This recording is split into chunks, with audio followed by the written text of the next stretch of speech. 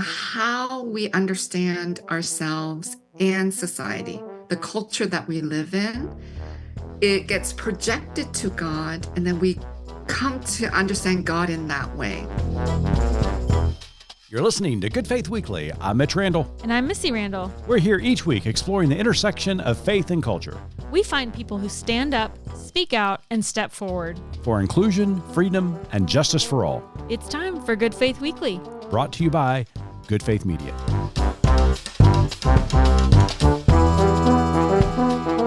Welcome to Good Faith Weekly. On this episode, Missy and I are going to catch up, and in our intro, we've got a very special guest from my childhood joining us that you're going to want to meet. Later on the pod, Missy and I sat down with Grace Ji-Sun Kim. She's got a new book out titled When God Became White, Dismantling Whiteness for a More Just Christianity. It's going to be a great pod, so stay tuned.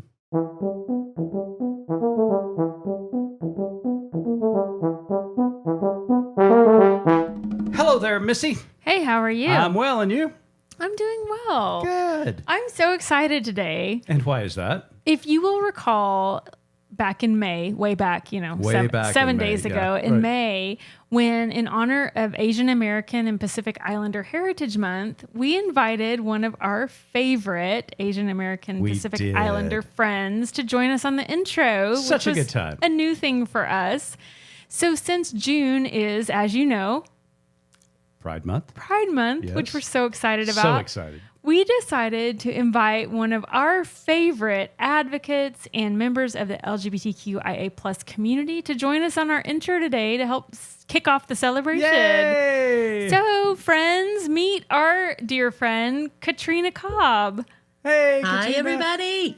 So, Katrina, you and Mitch go way back. Way back. And when I mean way back, we go back to the 1900s. Okay. I saw that meme the other day about some kid saying that they were alive in the 1900s, and it just gutted me, It hurts. This is where we're at. That cuts deep, Katrina. Cuts deep. So, Katrina, we're going to talk about kind of the interconnectedness we have today. But before we do that, I'm going to just confess that part of my motivation for having you here today is surely you've got some good stories from my husband. Well, we joke about what happened in the sixth grade is going to stay in the sixth grade. That's right. That's right. We pinky promised that nothing was going to leave Walter All Reed right. Elementary. On that playground at Walter Reed Elementary School, we made some promises back there. We saw some stuff, Missy. So I probably just don't want to know. So, Katrina, tell us how you know Mitch. Mitch and I grew up in Tulsa, Oklahoma, less than a mile from each other. East Siders, baby. That's right. On the east side of Tulsa, 11th and Garnett, we were Walter Reed Elementary Cardinals. Yep. Awesome. So, of course, over the years, as happens, you guys did not stay in contact, but through the miracle of course, Facebook. Of course. Facebook. You reconnected. So tell us about that. Yes. I mean, that was the time. It was so exciting. I completely remember it. I remember sitting in my room, sitting at a desk and it all taking off and all these old friends showing up. And of course, when Mitch did, I got excited. And then we just kept in touch, I think, a little bit. And it wasn't until a Oklahoma Conference of Churches event. And I was there with Church of the Open Arms here in Oklahoma City. That's the first affirming church in Oklahoma City. Mm-hmm. And across the room, I was like, that's my Mitch Randall. And that was the first time I had seen him in person since middle school, because we went to different high schools. Yeah. And it was amazing. Oh, it was such a great I love that. I remember when he connected with you and telling me, hey, this old elementary school friend of mine, I saw her. And so that was so exciting. And then the points of connectivity just keep going. Yep. So talk about a little bit about the work that you're doing today, and then we'll talk about how that intersects with ours. Yes. Right now, I am a part of the organization Free Mom Hugs. Yay. And was a part of founding that with Sarah Cunningham. And there just have been numerous little baby steps of seeing Mitch, and knew whether that was at Pride or at different events. And then at one point, Mitch knew my story about being a conversion therapy survivor. And he asked to do an interview with me and our executive director, Carrie Fletcher Rollins. And then from there, it just felt like a perfect match of Good Faith Media and Free Mom Hugs. Wherever we could intersect, I think we did. Yeah, it was great. So we do have, as Katrina mentioned, a video series on kind of the evils of conversion therapy that you can find at our website, which Katrina, as she mentioned, was so graciously a part of. She told her story, which was just so compelling. And it is so compelling, as well as Carrie and many others. I encourage our listeners, if you haven't watched that, to go and watch that. But yes, so now it comes to fruition today in this month of Pride that Good Faith Media is helping to produce your just new project. I want to let you talk about it because I know you're so excited. The very first Free Mom Hugs podcast. We are so excited. It's been a dream for a long time. Honestly, I would say since COVID, because that was the time when we had to figure out how to do things other than hug in person. And podcasts were just such a lifeline. And what we do is all about storytelling, and podcasts are all about storytelling. So again, it was perfect. It finally came around, and you guys are helping us, and we couldn't be more excited about it. Oh, we're so excited. The first episode has already dropped this week. You can check it out. The title of the podcast is Pride 365. Keeping Queer Kids Alive.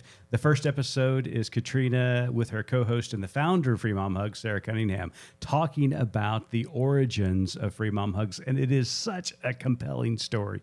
You're not going to want to miss this first episode. But there are more episodes to come, Katrina. So tell us a little bit about what's on the horizon. You got some guests that you're going to want to interview. So what's down the road for those who subscribe to Pride 365? We are so excited. Again, it's storytelling, and we have seen more change come in people's lives just by stories and the humanity of people. And so we can't wait. This first session, I'm not sure what I'm supposed to say about it. Season. Yeah, but I like the language you're talking about, because first season means there's going to be a second season. I love that. That's right. We're prophetic. We know what's going to happen. But yes, this month we are going to have some amazing guests that have a similar story, but different than Sarah. We're calling it on the side Moms of the Movement. It's some powerhouse women who are moms of LGBTQ kids. And we're going to have them on to share their stories and what they have done to change the world right where they are, to be supportive of their kids, but also be a support for other people who might be rejected by their family. And so we're super excited. So I am personally so excited about this particular podcast. We, Good Faith Media, have helped produce, well, we, not me, but Good Faith Media has helped to produce several podcasts. But I especially love this one because we're local. So it means we get to spend more time together. Yes, we do. And during the first recording, I will show you my phone. I have notes of quotes that I pulled from you guys, and some are very profound. But probably my favorite is from Sarah Cunningham herself when she said, "Did these headphones make my butt look big?"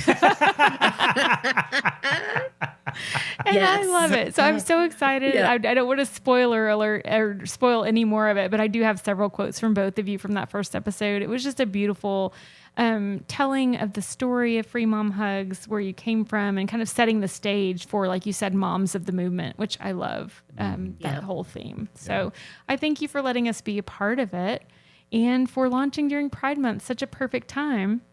It really is. And it goes with, our theme, Pride 365, is that in order to really make change, you have to do more than just show up at Pride. And, true activists are busy every day.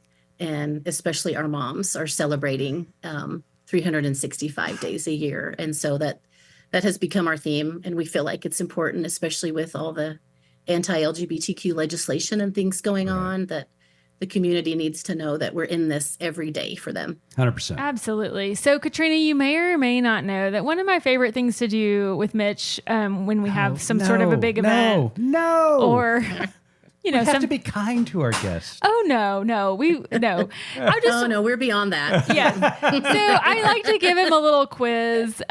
So last year at Pride Month, this is, I think, our first like full circle moment where I've already given you the quiz and can't redo it. Yeah. So I thought we'd just have a little competition here and talk about one thing in particular, since the symbol of Pride Month is obviously the pride flag, and that is very important to the community. Very important. Did you know, Mitch, that each color represents something specific? No. Katrina, you knew this, right? I did know it, but I'm super afraid you're going to ask me what they all are. I mean, maybe. Yep. So let's go through. We're going to talk about the colors of the pride flag and see who knows more. So, Mitch, what do you think the red symbolizes? Oh, the red. Well, I would go with life because of the color of blood, but I have a feeling I'm wrong. No, love. It's got to be love. Katrina? I'm going to say love. That makes sense. That does make sense, but actually it's life. Really? It is. It's the symbol of life. So what about orange? Orange. Orange you proudful? Orange you proud? Orange you proud. We need to make a t-shirt. There you go. We've got your next Free Mom Hugs t-shirt. Alert Sarah Cunningham. She will be on that. Katrina? Oh, I don't know. Orange. So orange symbolizes healing. Ah, love that. Okay, yes. All right, Mitch, yellow. Yellow. Brightness. Katrina? Oh, I do know this one because Sarah Cunningham was awarded the yellow banner during an OKC Pride celebration, and yellow means sunlight. Oh, it does. You're so right. I got that one. What a perfect award for her. I love it. Yes. So, Mitch, green. Green. Leaves. I would have gone with life again, too. Katrina? I am going to say growth. You're both sort of right. We'll go to the judges on this. We'll split it. Nature. Okay. Yes. Mitch. That's so good. Yeah. Indigo. What color is indigo? We'll go ahead and skip you. It's the blue. Oh, it's blue. Okay. All right, Katrina. Like jeans, like indigo. blue jeans. That's right. Okay. Indigo. Yes. So, Katrina, do you know what that symbolizes? I'm going to say peace. Serenity. We'll give it to you. That's that works. Close. That works. I'm like having a moment here because now all of a sudden, all the music that I listen to from the Indigo Girls has meaning. Oh, from the Indigo Girls? Okay. I hadn't made that correlation. I love it. All right. Last but not least, violet. Do you need me to tell you what color that is, Mitch? I think that's purple. Yes. Yeah. So I'm going to go with, historically, it's royalty. Okay. No? But that's not right. Okay. For our context here today, that's not correct. Katrina?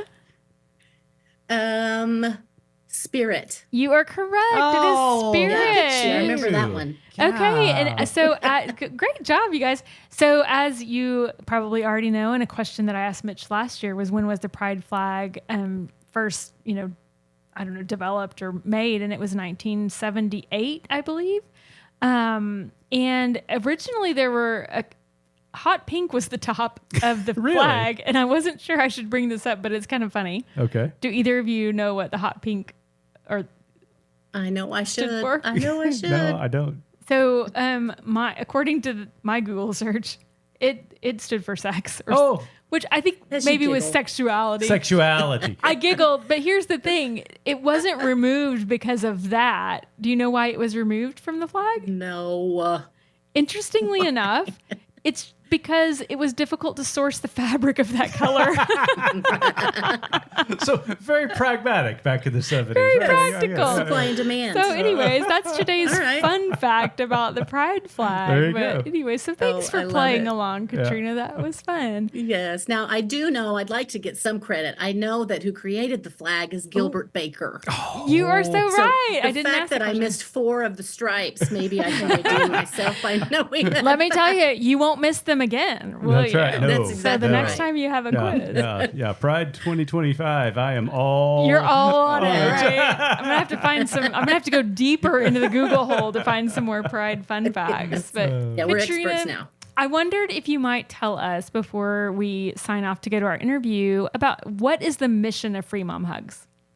Oh, yes. The mission of Free Mom Hugs is to empower the world to celebrate the LGBTQIA plus community through visibility, education, and conversation. I love that so much. And I love actually the tie-in to our interview today with Grace Ji-Sun Kim about her book, When God Became White. And in it, she talks from a perspective of, a Korean woman, an immigrant. And one of the things she talks a lot about, we talk about in the interview, is visibility and just how important visibility is for all people. And so I love the tie-in. I'm so thankful, Katrina, that you came and talked to us in our intro today. We are looking forward to a month full of Rainbow Pride events. Absolutely.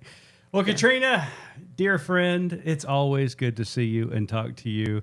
We're going to be working closer together as we develop more episodes of Pride 365 that is going to be coming to your podcast anytime soon. So make certain to go subscribe to Pride 365 because it is outstanding. Thank you all. Well, Missy and I will be right back with Grace to talk about her new book, When God Became White. Hey friends, it's Mitch Randall, CEO of Good Faith Media. We've been hard at work producing a new podcast for our friends over at Free Mom Hugs. Well, Mitch, disclaimer. Yeah? You and Cliff have been hard at work. I'm mostly just here for color commentary. Let's just be honest about that. Very, very true. But for those who may not know, the nonprofit Free Mom Hugs, founded by Sarah Cunningham, empowers the world to celebrate the LGBTQIA plus community through visibility, education, and conversation. And perhaps you've heard about their work. They do indeed offer free hugs and high fives. They stand in at weddings, all of it helping people who have experienced rejection for being who they are. Their new podcast is titled Pride 365, Keeping Queer Kids Alive. A new episode will drop each Wednesday during the month of June, which is Pride Month. But Pride 365 is about more than a month. It's about a movement and the moms keeping queer kids alive.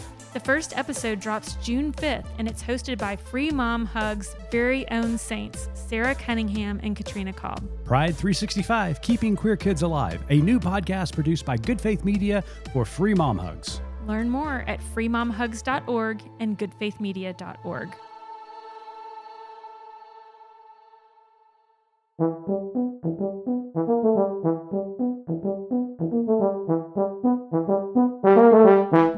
Welcome back to Good Faith Weekly. On this episode, we've got a very special guest with us. Grace Ji-Sun Kim received her PhD from the University of Toronto and is a professor of theology at Earlman School of Religion. Kim is the author or editor of 24 books, including Surviving God's Spirit Life, Invisible, Hope in Disarray, Keeping Hope Alive, and Reimagining Spirit. She co-edited the book series Asian Christianity in the Diaspora. She is also the host of Madang Podcast, which holds conversations on Christianity, religion, and culture. Today, we have the privilege of discussing Grace's new book, a thought-provoking book titled When God Became White, Dismantling Whiteness for a More Just Christianity. Grace, we are delighted to have you on Good Faith Weekly. Thank you so much, Missy and Mitch, for having me back. I was just on with Susan Shaw talking about surviving God, so I guess it was good enough that you invited me back. So thank you so much. Well, not only was that interview so good, and for our listeners, please go back and listen to that interview that we had with Grace and Susan. But Grace, I was saying before we started the interview, this is one of the best books that Missy and I have read in a long time, and we've read some great books, but this is just amazing. It's definitely top. I will say that we started listening to it over the weekend, and we weren't in the same space. But he had asked me, how is it? And I was like, it's really good. And he texted me a couple hours later. He's like, you're right. This is really good. So we loved the book. We spend a lot of time, obviously, reading about culture and race and theology and nationalism and all these things, but the lens with which you bring to the material that you present is new and fresh and so enlightening. So I loved hearing it through your eyes, through your experience of growing up. Yep. And so anyways, all that to say, I love the book. Thank you for writing it. Thank you so much. That means so much to me that you found it so good. So like both of you too at the same time. So thank you so much. Let's start just jumping off point. Let's talk about whiteness in a broad sense. And I want you to talk about what that is, what it isn't. And then I want you to maybe lay a foundation for us, something that you said in the book, which I feel like was very profound. You said living in white spaces as a non-white person is exhausting. It's so depleting that it sucks the life out of you. Can you talk about some examples of that and just kind of lay a foundation for what the book discusses historically? Yeah, so that's a huge question. But that, when I originally wrote the book, it was called Whiteness. And when I submitted it to InterVarsity Press, they said, oh, everybody writes on whiteness, every like sociologists, historians,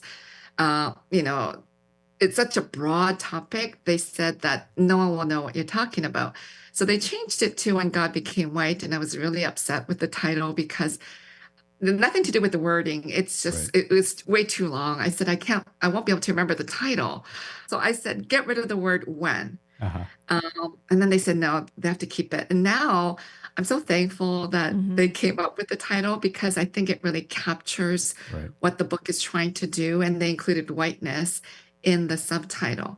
So I think, your general question of what whiteness is, I think people get, I know when the book was first posted, people haven't read the book and they made comments about, oh, I got nothing to learn from that kind of book, and making kind of snarky comments about, why do we need to talk about whiteness within Christianity?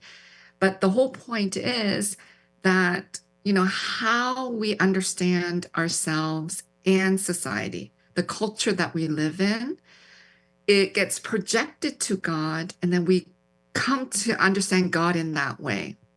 So we live in a world, with racism.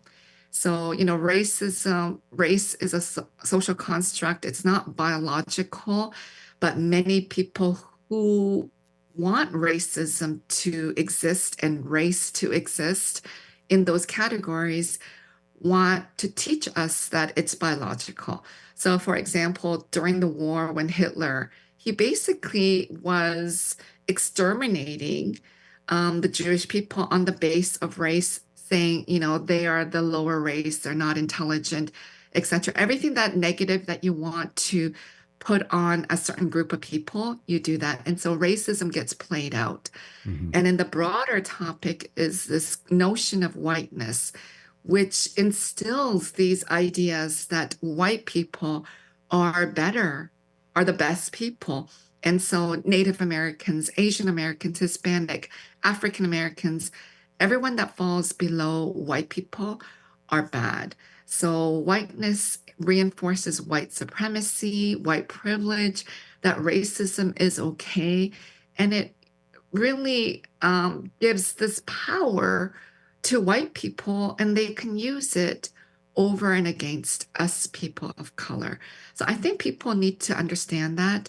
I'm so thrilled that I serve in a Presbyterian church. It's predominantly white. And, we're going to do a book signing, and then everybody was buying When God Became White. And I was really nervous about this. But, that was a couple of weeks ago. That was before I went away. And they're all coming back saying they're so thankful for this book. They said they're going to do it in a Bible study group. That's awesome.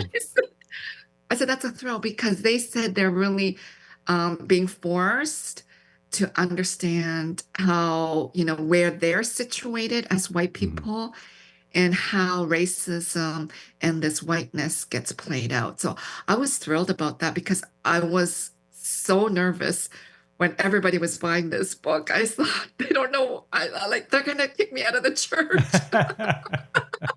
That was my thought. Yeah. But I think we really have to understand this concept of whiteness. And I think people in the pews may understand racism, but they don't understand this overarching notion of whiteness that allows racism to be played out and reinforces this power that white people have and can exercise over other people of color.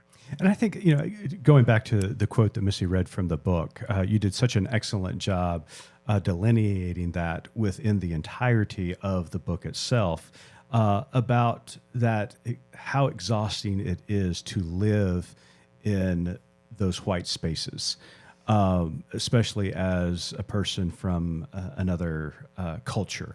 And so I think that is one of the difficulties that are, and I hate using the color term, but our white brethren and sister have difficulty with, is understanding that each day we don't have to be reminded that we have a different color of skin. They don't wake up every day, thinking they're white. They just exist in that whiteness. But every day, people from other cultures who are living in that whiteness, they are reminded of their otherness. So talk a little bit about how exhausting that is, because I think that is a very important point. Yeah. Well, you see, white privilege gets played out in so many ways. So for me personally, I feel I always have to do better than white people to be even recognized, because white people can get up in the morning and they don't have to think about their race or their skin color, because they are on this privileged space. While as people like me and other people of color, because we're given this title of being women of color, and I have to kind of explain this term people of color, because we immigrated to Canada in 1975. Right. And I lived there to 2004 until I came to the US to start teaching. So overnight, I just became a woman of color. That was not the term that was used for people like me in Canada. So in Canada, we were called visible minority. So people like us who are not white are throwing these different categories of, visible minority or women of color or people of color. And we have to wonder, why are these being used? It's being used to put us in our place, that we are not going to be part of this dominant white American society, and failing to recognize that this land that we're living on is Native American land. Everyone who is not a Native American are immigrants. But somehow, under this notion of whiteness, white people get to be called Americans, while the people of color, we are somehow so different, and we should work harder to be acknowledged, or, there's always something wrong with you. During the pandemic, Asian Americans, we were targeted. I always was aware of my skin color and how I looked. I have to think about it every time I'm going somewhere, what I'm doing at school, how students even view me or other colleagues, even in the church worldwide, etc. So it becomes really exhausting when you always have to think about your skin color, and the fact that some skin color, they're targets of violence. And so this is a life and death situation in many ways. And when we think globally and we think of wars and people being attacked and genocide happening in different parts of the world, we know a lot of it has to do with whiteness. A lot of it has to do with how we view who God is, because of our whiteness being projected onto a divine being. And so I think we have to be always aware of this. And so many people of color, it gets really exhausting and tiring to think about this, and then always thinking twice before you do anything or speak. As an Asian American woman, especially, our stereotype is, okay, it's okay to look at you, but we don't want to hear you. It's better for you to be silent. So I'm always understanding that, and I always have to think twice before I say something out in public. And for a long time, I always stayed silent. Like up till, maybe 15 years ago, it was better to remain silent. But now, I'm midlife, aging, how much more, I always think, how many more years am I going to live? I cannot remain in silence. Yeah. So overcoming these stereotypes, prejudices, and this whole, racism, it is tiring. And so one of the outlets is to write and to speak about it. Well, Missy and I are so glad that you have opened up your voice and sat down at the typewriter and have typed these books because, again, they are remarkable. So let's go back to that projection of whiteness upon the divine. You did a remarkable job demonstrating how Christianity began with a dark-skinned Palestinian Jew and evolved into a colonial, blue-eyed, blonde-haired oppressor. So can you point out to our listeners some of those pivotal moments in history when whiteness became the dominant influence within the Christian faith? Yeah, so before we go back, I just want to quote Mary Daly. She's a Catholic theologian. She was a Catholic theologian, and she said, "If God is male, then the male is God." I think that kind of is such an important quote because it kind of summarizes what has been happening throughout history. So when we think about the Roman Catholic Church, the papacy, the bishop, the whole thing, they're tracing themselves to Peter and saying, well, Peter was a man, so of course only a man can be a pope or a bishop or a priest or a preacher because Peter was a man. So this projection, and then from there, when you think about the wider church and Israel living, the Jewish people, not Israel, the Jewish people living under the Roman Empire. And so Christianity emerging under the Roman Empire, and then this empire embraces it. And when we think about empires, even today, empires work well if everybody kind of believes what the emperor is teaching. So if the empire suddenly wants a stronger empire, then they want everybody to believe that same thing. And so Christianity started growing under the Roman Empire. So you have Constantine and other emperors who want everybody to be a Christian. And so you have these white emperors, and they are using the divine to legitimize their own power and their own being an emperor and a ruler and a controller of other people. So you quickly see that those in power, who were the white men, projecting their own likeness unto God. So there is this clear connection. And if you go to these European churches and look at their stained glass windows or in the Sistine Chapel, and you see what Michelangelo has painted, or any kind of no-name person painting who Jesus is and then also who God is, because they do the Trinity, you see them suddenly becoming more and more white.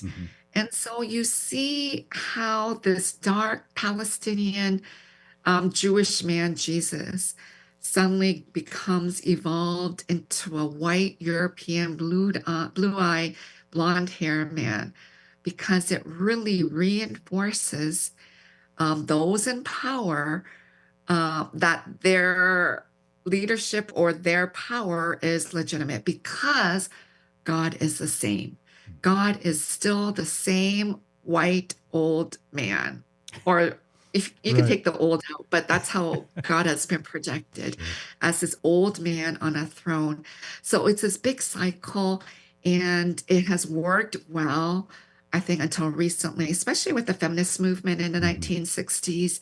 And then now so many people of color, theologians, challenging these notions of a white male God. So I think this discussion has been important for the last 60 more years, and probably there are pockets of this throughout history. You have women mystics kind of talking about the divine, but I think right now we really need to challenge this notion and also recognize that no one has seen God. No one has seen God, And all these words that we use, the white male God, and we pray to a white male God, these are just mere metaphors. Mm-hmm. They're just words to help us understand God. And up till now, until recent history, all the church leaders basically were white men. Right. Yeah. So we have to understand how these connect and intersect to recognize that this is a problem. And so we really need to understand the history and then move forward. Grace, as I mentioned in the beginning of our conversation, we spend a lot of time reading about race and racism, but that's primarily in the space of the African American experience or the Native American experience. And so one thing I loved about this book, as I said, was your perspective, your lens, being a Korean woman, being an Asian American woman. And you pointed out kind of how white Christianity, pervaded in your homeland of Korea. I was wondering if you could talk about that, how the missionaries went, and the term you use is they went to spread the good news of whiteness, and talk about how that happened, why it was so effective, and then how it impacted your family. Yeah. So thank you for making that comment. I think so much of racism, and when we talk about whiteness, it's in this binary black and white, Mm-hmm. and it's very evident in the scholarship and just in the discourse that we have, either in podcasts, in different social mediums, that it's really black and white. And those who fall in between, our voices get lost. So that's why I think people who have started reading the book, that was, Missy, what you said is what people are telling me, that so far the discourse has been black and white, Mm-hmm. and to hear an Asian American perspective and a voice was so helpful. So thank you so much for mentioning that. And for when we think about what happened in Korea, it's very similar to what happened in Africa and in South America when white European missionaries and later on American missionaries and Canadian, most of them were all white, came into Korea to share this gospel of whiteness. So when I think of missionaries, I always get this notion, oh, they gave up so much to now go and share the gospel, and they're just like suffering. But in Korea, when you read about these white missionaries, they brought these appliances overseas, like on ships. They brought like wood to build their homes in Korea. They lived lavish lives because they were getting paid basically what they would have been paid here in the US, which is enormous if you Mm-hmm. think about Korea, because we were such a poor country until maybe 30 years ago. We were so poor, and it was like we were being invaded by Japan or China. So we just kept losing everything. We were just economically, we were doing so bad. So when these missionaries came, they paid Koreans these meager fees while they were being paid so well. They lived so well. And so when Koreans viewed how missionaries were living, they thought, oh, maybe I should be a Christian. Maybe if I become a Christian, I will live just as well as them. Mm-hmm. So that was one of the ways that the missionaries drew many Koreans to become Christians, kind of showing off their lifestyle and saying, oh, you Koreans are so backwards, you're so lazy, barbaric, so uneducated, so unintelligent. Everything was bad. We were like really bad people. And they kept telling us that they were these marvelous people. They're white people, so highly educated. Their science was advanced, etc. So they portrayed all this negativity on the East, and then the West was the superior group of people. And so all this was tied in also with the gospel, that they kept preaching a white male God to Koreans. This was our first time hearing the gospel. And so we ourselves then accepted a white male Jesus Mm-hmm. and a white male God. Because missionaries kept telling us how horrible we were, we wanted to become better. We thought, okay, we're going to become like white people. So we just kind of embraced everything that they were teaching us, and that included the white male God. And of course, that has impacted me. I believed in the white male God until more recent times within my own scholarship. So it has really impacted me. But kind of studying this really helped me to understand all these negative things that happen in our society and that has happened to me, and how we need to name it sin and really work towards kind of dismantling this and working towards social justice and healing. Even in the book, the terms conquest or conquering or control have been often used, and I've been using those as well to talk about the missiology or the evangelical conviction that a white Anglo church has. So, with that said, you talk about this history of the evolution of a faith that was rooted in this brown-skinned, olive-skinned Palestinian Jew that ended up being this blonde-haired, blue-eyed oppressor. When I think about that, and we think about the moment that Constantine is converted to Christianity and empire endorses the faith, it does so under the notion of conquering. Because the first thing that Constantine does is what? Puts the Cairo sign on the shields. And that has continued. It's been rooted in this idea of conquest, conquer, and control. Can you help us understand how we can get back, and I hate to say get back, but how we can understand God in a more holistic way? Yeah, I think, as a theologian, the only thing that we have are words. So languages and words. So, we have to kind of understand what has happened through words. And those words of conquest, conquer, colonialism all intersect, because Christianity, in many ways, when they were trying to share the good news, at the same time, they were trying to become richer and take land. We saw this happening in Africa. The missionaries came with Bibles and they left with the land. They went and took the land. And so we have to recognize what has been happening. Human beings are greedy, and they do this saying they're going to share the good news, and then they end up causing genocide. That's what happened here in America and in Canada, where they took over the land. This conquest theme is part of Christianity.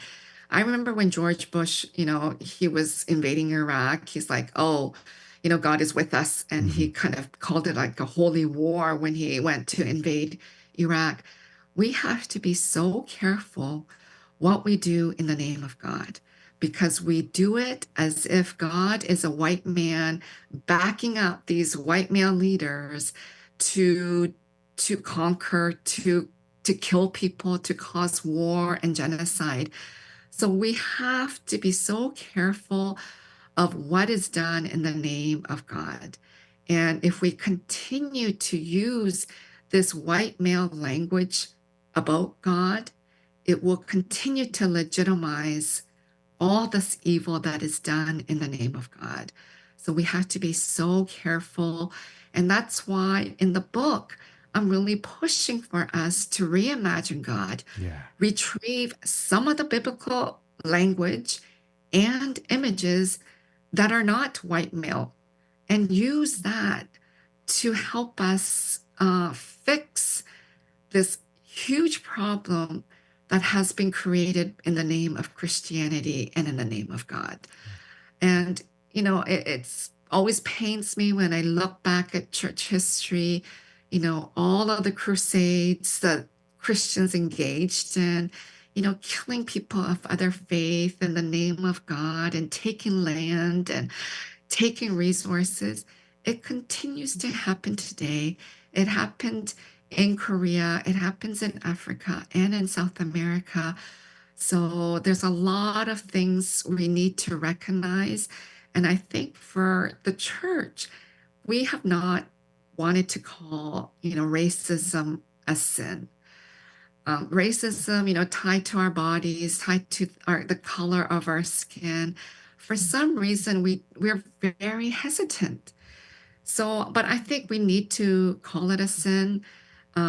It's a systemic sin. And then I think once we're able to do that, we can really work towards dismantling this, dismantling whiteness, and work towards, the kingdom of God, which Jesus talked about, where we are all welcome.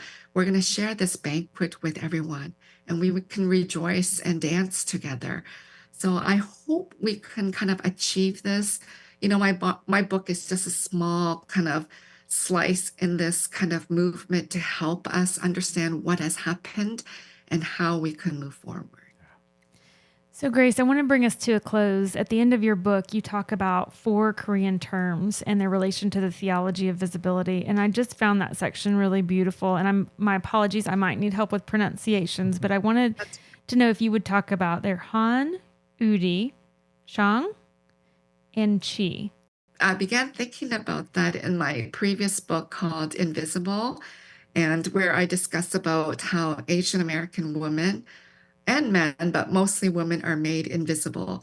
And so if you're interested in that, because I wanted it to be a lens to see how other groups of people are made invisible, other groups of women, or due to their socioeconomic status, or their ableism, or their gender, or racial ethnicity. So I started that there, and I kind of develop it more here. I felt like there are so many people who are suffering, and our issues never get placed out there because of whiteness.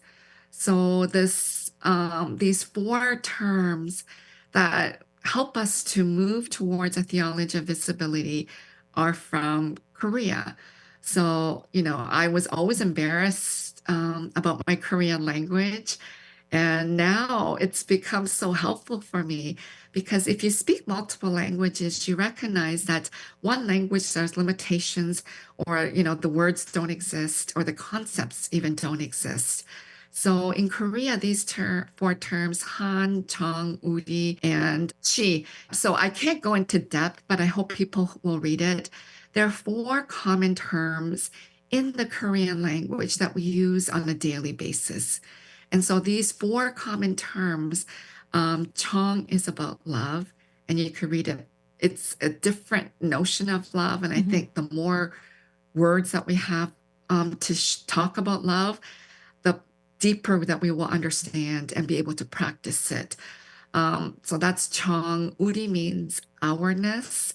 And that is a very common concept in Asia and also in Africa, and I think in South America. It's more not common here in the Western world, where individualism is emphasized. But if we can emphasize this Uriness, this ourness, I think we would be practicing a different Christianity. So Han is about suffering, this unjust suffering. And so I think that if you understand that, you will understand what whiteness and racism is doing. And Chi is an Asian concept of spirit. And I think within dualism, because Christianity emerged in the Greco-Roman period, dualism was part of this philosophy, and it got embedded in Christianity. And the Western world is heavily dualistic. In this dualism, that's why you have this binary, white and black. And so anyone in between, we are made invisible. And so we think of heaven and earth, and spirit and body, and then body is viewed negatively, and spirit is good. This notion of chi that has been around in the Asian culture, which is similar to the biblical concept of the spirit. But the difference is it really emphasizes this embodied sense of the spirit, which is very lacking in the Western Christianity. And so it really is a very positive way of viewing our bodies, which many of us have a hard time.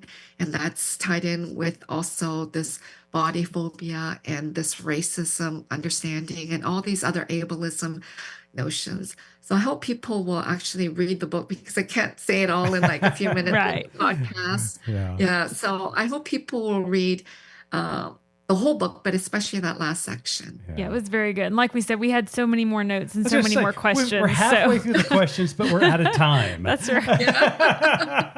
Again, Well, it's always good to be out of time. That means it was a good book. When you have like so much time, you don't know what to do, then you know there wasn't enough. That's right. That's right. So, Grace, it's always a pleasure to talk to you and to visit with you. Grace's new book is titled When God Became White, Dismantling Whiteness for a More Just Christianity. It's just a privilege to talk to you. But Grace, before we let you go, Missy's got one final question. Well, actually, I have two real quick. I forgot to bring in any of these 24 books that you've written and edited. Do any of them include a memoir? No. Okay, well then that's the next assignment because you wrote about your life throughout this book, and I found myself wanting more. I want the whole story, so that's your next assignment. Okay, thank you. I will do that one day on Grace's life. There you go, or a podcast. What was that? We could do a narrative podcast on Grace's life. Oh, there you go. Okay. Either way. Okay, well, I digress. Well, Grace, as you know, our tagline at Good Faith Media is "There's more to tell." So in light of the work that you do and our conversation today, what is your more to tell? I don't know if there's any more to tell, but I am kind of working on another book. So several, one with Susan Shaw, I think we might have mentioned it. And another one, I've always done a lot of work with the World Council of Churches on climate change, climate justice work. So I really wanted to do another book on climate change, tied in with who God is. And, I always think about my book, it kind of builds on the previous books. So like this one, I built a little bit on the book Invisible. And so this other one, I think I'm building a little bit on this When God Became White. I always thought I was going to do Christology. And then I only did one book on Christology. And then I thought, okay, the rest of my life, I'm just going to do pneumatology. This one, When God Became White, was more kind of moving a little bit away from pneumatology. Of course, it's all tied in together and more on just the doctrine of God, although the whole book isn't one. But I think, so I'm now interested in this. And so the next one, I'm kind of slowly working on it. So maybe I'll be back if you like that well, one. 100% you'll be back. Excellent. Yes. Well, Grace, again, thank you so much. It is always a delight to talk to you and an honor to read your book. Again, the book is titled When God Became White. As soon as this podcast is over, I'm telling you, download the book, go to your local bookstore, buy it, order it on Amazon. It is that great. You will not be disappointed. Grace, thank you so much for being a guest this week. Thank you so much, Mitch and Missy. Like, you guys are a great couple. I said that before, and it's so good to be back on your podcast. This has been a joy. So invite me back anytime. Excellent. Thank you so much.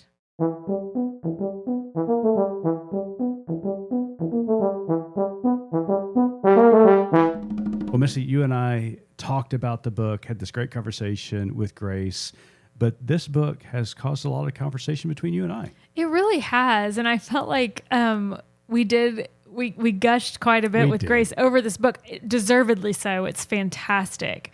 But I also am a little bit embarrassed because I feel like the voices of from the Asian community in my life are limited. And so I'm embarrassed that I don't have as much experience with a book written from this perspective.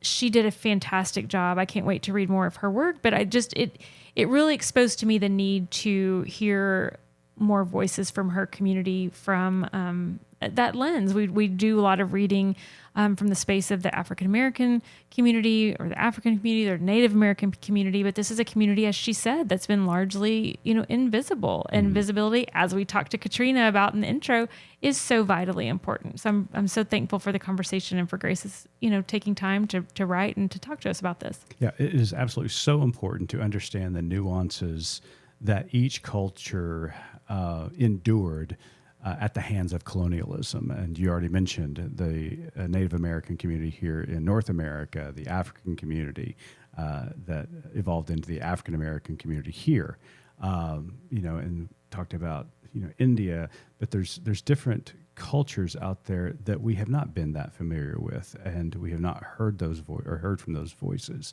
They have been out there. We just have not been listening. And that's where what you said, the embarrassing part comes in. And so to be able to listen to Grace, to hear her story, to hear her family's story, was really challenging. And what was really not surprising, but also surprising to me, was the similarities of her story and her ancestor story with those of my ancestors. I thought so too. I really saw the correlation when she was talking about kind of from that, in particular, the Korean people, how they view their spirituality and their life and their bodies and all of this, their place in this great community of the earth, did remind me so much of, what we know of the Native American community. And it was really beautifully written, beautifully done. Like I said, I'm so thankful to have had this book and to be able to read from that perspective.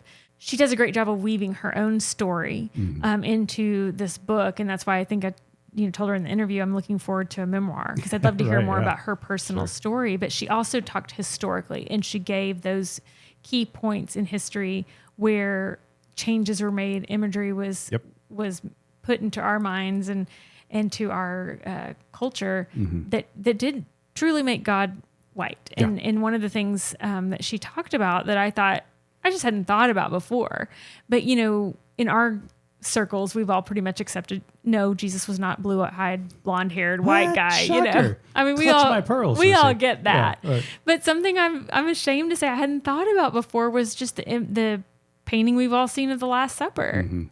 That the fact that they were sitting in very European chairs with a European table. It's just like, that's not at all how it would have played out in Jesus's time and context. So it's just another way to be like, I'm so frustrated with the water that I've swam in for so long. And so I appreciated her pointing those things out, and thought maybe you might want to talk a little bit about, just kind of what the followers of Jesus, what this group would have looked like before all of this happened. Yeah. Well, like I said in the interview, and what comes out in the book is that there's this pivotal moment in history where everything changes for Christianity, and that is the conversion of Constantine during the 4th century. He has this vision. He convinces his soldiers to put the Chi symbol on their shields. They go out to battle, and they win. And all of a sudden, everything changes overnight for this faith that is called after the founder of it, Jesus the Christ. So we got to remember how Christianity began. I mean, we're talking about a bunch of outcasts, a bunch of rabble rousers, that began this faith. And Jesus was very intentional because he was one of them. Right. He was a mamzer, an outcast, a child of questionable birth. And so being part of that community, that's who he related to, and that's who he reached out to. That's what his ministry on this earth was all about. Back in that day, not a military conqueror. You're telling me? No, he wasn't telling people to put his symbol on their spears or on their shields. But what happens after 300 years when Constantine makes the conversion and then Christianity becomes the official religion of the empire? Christianity leaves its origins, a religion that was meant for the oppressed becomes a religion for the oppressor. And that's what happens to the story of Christianity. And over hundreds of years after Constantine's conversion, it continues to grow and gain strength and influence. Instead of seeing 12 individuals who are rebel rousers sitting around a homemade table on pillows. Not thrones? Yeah, exactly. Now you see them in the Renaissance depicted as some kind of royalty sitting on royal type of chairs. Still in a sense of humility, but still the imagery is still there. And we just don't even notice it. Right. And so I wonder, as you're talking about the change from the followers of Jesus being primarily the oppressed to the oppressor, I'm wondering if, and maybe this goes too deep for our brief outro, the reason that Christianity in a broad sense has continued and survived is because not only have the oppressors utilized it for their purposes, but that it still speaks to the oppressed, that the oppressed still read the stories of Jesus and still cling to and identify and relate to that and say, this is the Jesus we follow. Well, we've talked about this before. I can't remember if we talked about it on the pod or not, but you and I have certainly discussed it, is that one of the things that I am constantly amazed about in studying history is how the oppressed, the African slaves, the indigenous people of North America, and how they were treated and surviving those who survived the genocide and other places of the world as well, have embraced this faith known as Christianity. Why? It boils down that they have a connection to this person called Jesus, because Jesus was part of the oppressed, fighting for justice, demanding justice. And to me, that is the greatest evidence of what I'm trying to say here today, is that Christianity at its core is a faith for the oppressed. Unfortunately, it's become a faith for the oppressor. And that's one of the most interesting things. And I know we wanted to talk so much longer to Grace that I wanted to ask her, because what you're talking about is her story. She was the result of this very colonialistic, white God, infiltrating her family and her culture and her way of life. And she really suffered from that. And yet she went on to seminary.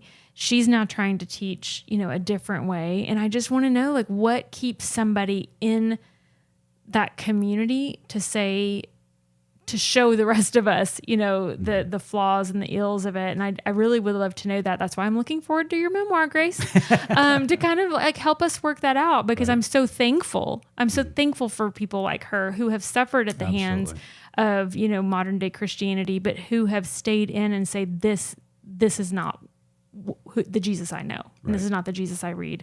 And this is not the Jesus we should follow. Absolutely. So.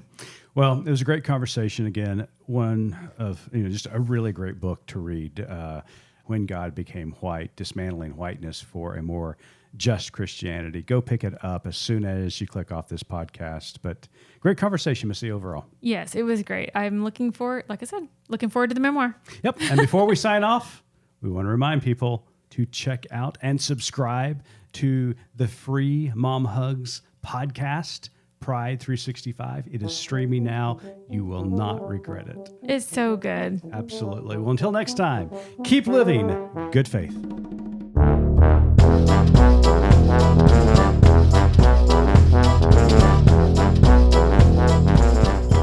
You've been listening to Good Faith Weekly, hosted by Mitch and Missy Randall. This weekly podcast from Good Faith Media discusses matters of faith and culture. Subscribe wherever you get your podcast and give us a like and a glowing review. We produce the podcast out of Norman, Oklahoma. Our music comes from Pond 5. And we're supported by listeners like you. Learn more about us at goodfaithmedia.org.